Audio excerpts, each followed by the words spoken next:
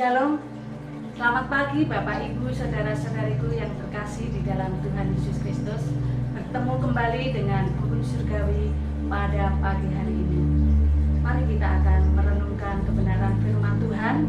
Namun sebelumnya kita akan berdoa.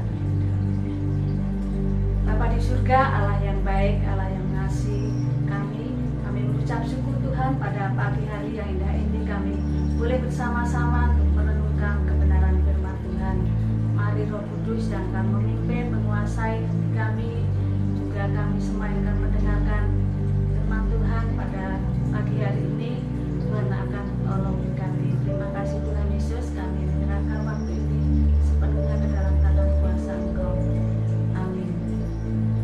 Bapak Ibu yang dikasihi Tuhan, tema firman Tuhan pada pagi hari ini adalah berani melakukan perubahan. Terambil di dalam kitab 2 Tawarikh pasal yang ke-34 ayat yang pertama sampai ketiga. Demikianlah di firman Tuhan. Yosia berumur 8 tahun pada waktu ia menjadi raja, dan 31 tahun ia memerintah di Yerusalem. Ia melakukan apa yang benar di mata Tuhan dan hidup seperti Daud bapa leluhurnya, dan tidak menyimpang ke kanan atau ke kiri. Pada tahun ke-8 dari pemerintahannya, ketika ia masih muda belia, ia mulai mencari Allah Daud bapa leluhurnya. Pada tahun ke-12 ia mulai mentahirkan Yehuda dan Yerusalem daripada bukit-bukit pengorbanan, tiang-tiang berhala, patung-patung pahatan, dan patung-patung tuanan. Bapak Ibu yang dikasihi Tuhan, seorang pemimpin rohani dituntut untuk membawa perubahan umat Tuhan ke arah yang lebih baik dan mengenal Tuhan dengan benar.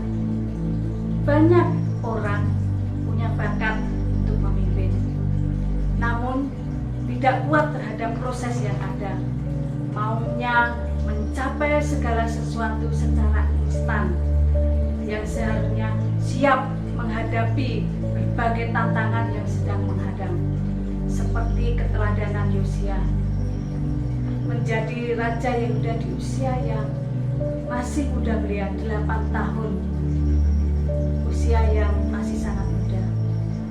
Apa yang menjadi rahasia di balik keberanian Yosia dalam melakukan perubahan dan pembaharuan selama ia menjadi raja dan dia menjadi seorang pemimpin? Rahasianya adalah Yosia hidup benar di mata Tuhan. Hidup benar di mata Tuhan, memberi teladan hidup yang baik, mampu hidup benar di hadapan Tuhan, tidak menyimpang ke kanan atau ke kiri, hidup seperti Daud leluhurnya. Saudaraku yang dikasihi Tuhan, kita harus menjadikan keluarga sebagai tempat untuk memperkenalkan Tuhan sebagai ajarannya. Kita harus mengajarkan dan memperkenalkan Tuhan sejak dini, sehingga tahu mana yang benar dan mana yang baik. Bersyukur jika kita lahir di tengah-tengah keluarga yang mengenal Tuhan, sehingga dari kecil kita sudah mengenal gereja. Kita lahir dalam keluarga yang mengenal Tuhan, yang bisa memuji Tuhan, tahu firman Tuhan, dan bisa berdoa. Itulah yang menjadi dasar iman kita untuk hidup benar di hadapan Tuhan. Yang menjadi rahasia di balik keberanian Yosia dalam melakukan perubahan, yaitu mempunyai visi dan misi yang jelas menuju ke arah yang semakin baik dan membaik. Yosia melihat dosa yang sangat besar dilakukan umat Tuhan. Disinilah penting yang dimiliki seorang pemimpin.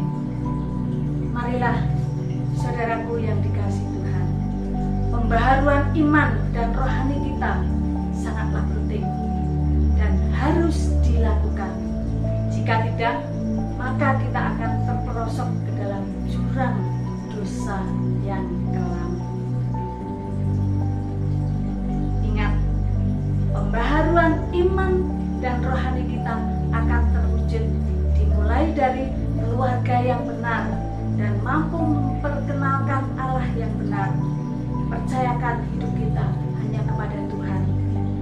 menyingkirkan dosa-dosa yang menghambat kita untuk bertumbuh dan mampu melakukan perubahan dengan cara yang tidak hidup cemar dan meninggalkan dosa itu, serta kembalilah beribadah kepada Tuhan yang benar.